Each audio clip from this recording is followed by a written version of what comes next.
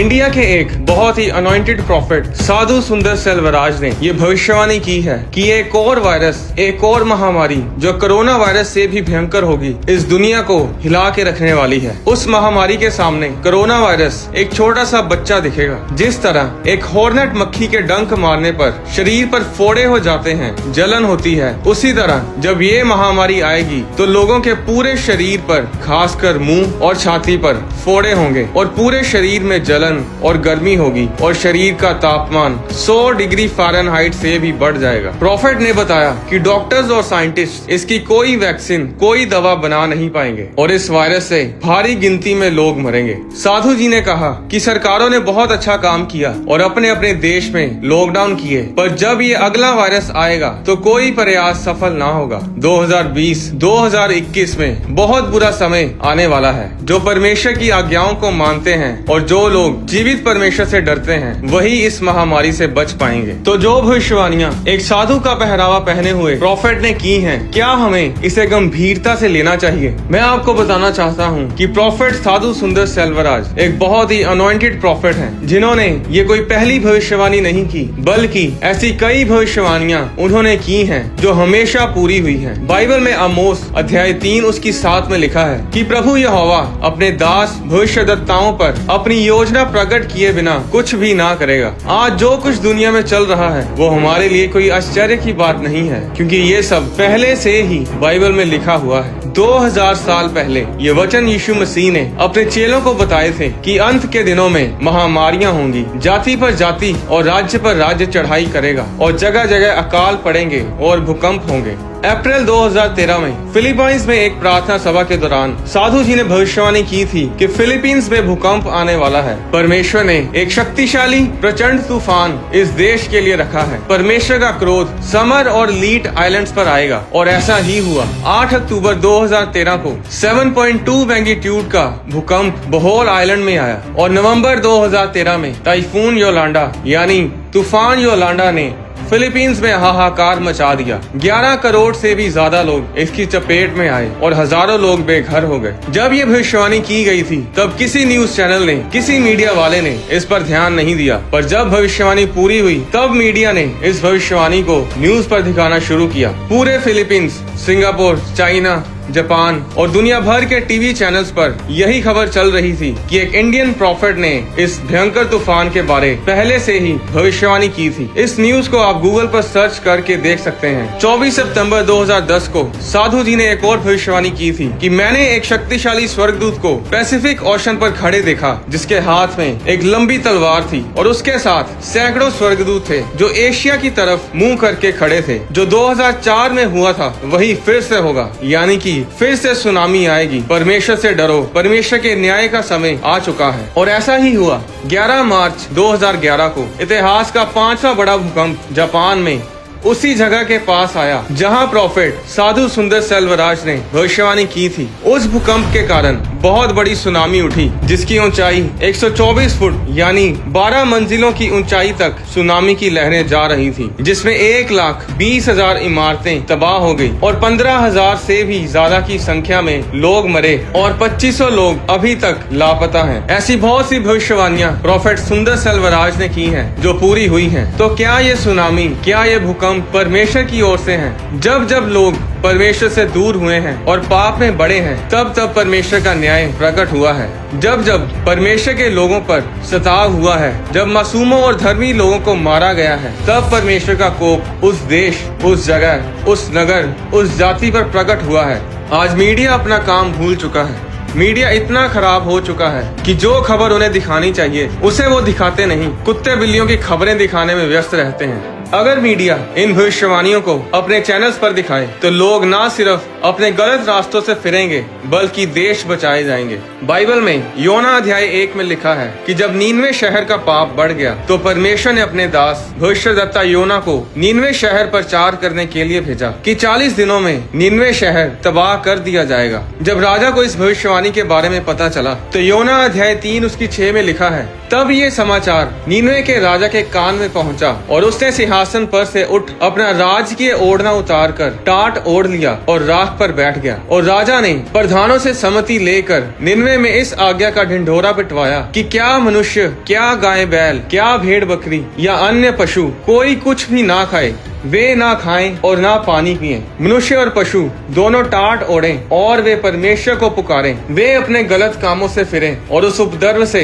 जो वे करते हैं पश्चाताप करें। संभव है परमेश्वर दया करे और अपनी इच्छा बदल दे और उसका भड़का हुआ कोप शांत हो जाए और हम नष्ट होने से बच जाएं। जब परमेश्वर ने उनके कामों को देखा कि वे गलत रास्तों से फिर रहे हैं, तब परमेश्वर ने अपनी इच्छा बदल दी और उसकी जो हानि करने की ठानी थी उसको ना किया। अगर वो राजा उस भविष्यवाणी को गंभीरता से ना लेता और उस भविष्यद्वक्ता पर विश्वास ना करता तो उसने तो खत्म होना ही था, साथ ही वो पूरा नीनवे शहर भी तबाह हो जाना था।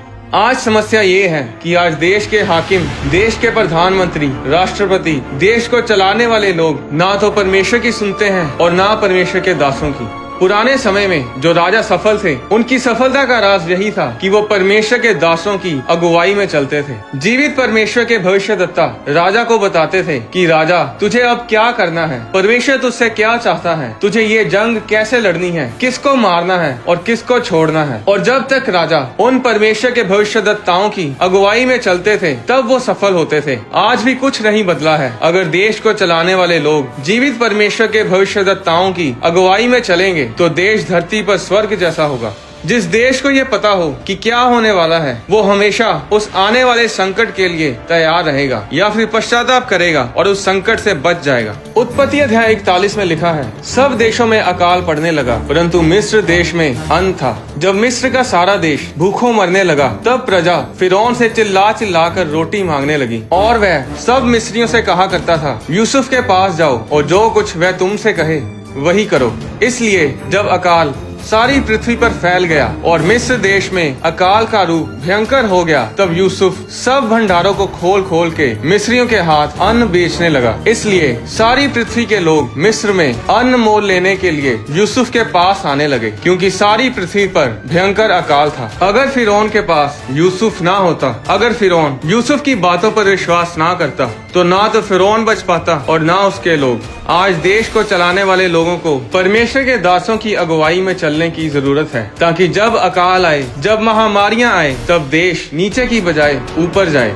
जो टिड्डियों का आक्रमण महाराष्ट्र, यूपी, पंजाब, राजस्थान और जिसे हमने अन्य राज्यों और देशों में देखा, ये कोई नई चीज नहीं है। हजारों साल पहले ये सब होता रहा है और ये परमेश्वर के न्याय का प्रतीक है। उत्पत्ति अध्याय 10 में जब फिरौन ने परमेश्वर के लोगों को आजाद नहीं किया कि वे अपने परमेश्वर की आराधना करें, तो परमेश्वर ने उस देश में टिड्डियों को भेजा, जिन्होंने उस देश की सारी फसल को चट कर दिया। ये सब बाइबल में लिखा हुआ है। जो होने वाला है, जो दिन आने वाले हैं, उन सब के बारे बाइबल में लिखा है। बताओ कोई ऐसी पुस्तक जो हजारों साल पहले लिखी गई हो और जिसमें आने वाले कल के बारे में लिखा हो और उसमें लिखी हर एक बात, हर एक भविष्यवाणी पूरी हो रही हो। बताओ कोई ऐसी पुस्तक जिसमें ये बताया हो कि इस युग का अंत कैसे होगा, मरने के बाद इंसान कहाँ जाता है, उसकी आत्मा कहाँ जाती है, स्वर्ग और नर्क क्या है, कब नई धरती बनाई जाएगी, कब इंसान कभी नहीं मरेगा और कब वो परमेश्वर के साथ हमेशा के लिए राज्य करेगा। ये सब बाइबल में लिखा है।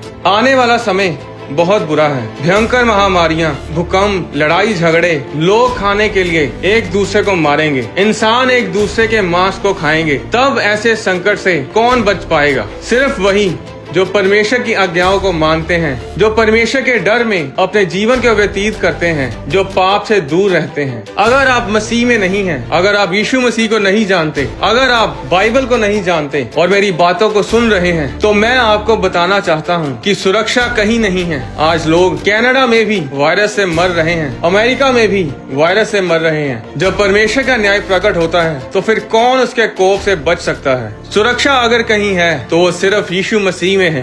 अब ध्यान से सुनिएगा, यीशु मसीह कोई धर्म नहीं, परमेश्वर ने कोई धर्म नहीं बनाया, परमेश्वर ने कोई जात नहीं बनाई, परमेश्वर ने इंसान को बनाया है। आप जिस भी धर्म से हैं, जात से हैं, यीशु मसीह आपके धर्म को नहीं, आपके जीवन को बदलते हैं। बाइबल में लिखा है कि चख के देखो यहोवा कैसा भला है। परमेश्वर आप पर दबाव नहीं डालता कि आप उसके पीछे चलें, पर वो ये गारंटी जरूर लेता है कि अगर आप उसके पीछे चलें तो चाहे आप आग में से गुजरें या फिर पानी में से, ना तो आग आपको जला पाएगी ना पानी आपको डुबा पाएगा। अगर आप यीशु मसीह को अपना उद्धारकर्ता ग्रहण करना चाहते हैं तो ये बहुत ही आसान है। मेरे साथ बोलें, परमेश्वर मैंने पाप किए हैं, मैं अपने पापों से तौबा करता हूँ कि मैं दोबारा पाप नहीं करूँगा। यीशु मसीह आप मेरे दिल में आए, मैं आपको अपना उद्धारकर्ता ग्रहण करता हूँ यीशु मसीह के नाम में, आमीन।